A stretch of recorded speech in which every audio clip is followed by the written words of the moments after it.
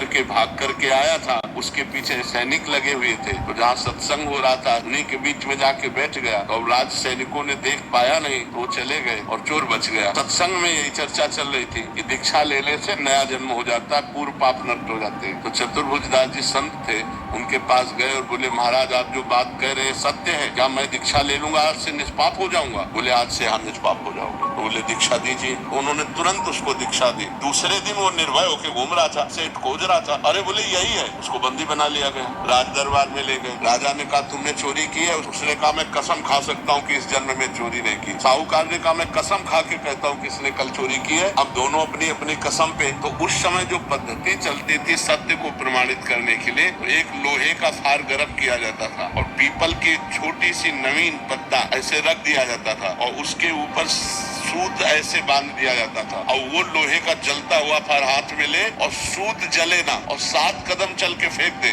वो सत्य माना जाता था। तो ऐसा ही चोर के साथ किया गया। ये पूरी पद्धति करके ऐसे फार और 7 कदम चला फेंक दिया, बिल्कुल सूत ज्यों का त्यों। अब तो राजा ने सेठ को कहा इसे फांसी दो। जब उसकी फांसी की बात की तो बोले सरकार नहीं वो भी सही है। बोले कहानी ये है कि हमने कल चोरी की थी लेकिन फिर हमने दीक्षा ले ली, तो दीक्षा से नया जन्म हो जाता है, इसलिए मैंने इस जन्म में चोरी नहीं की। इस बात से वो राजा बड़े प्रभावित हुए।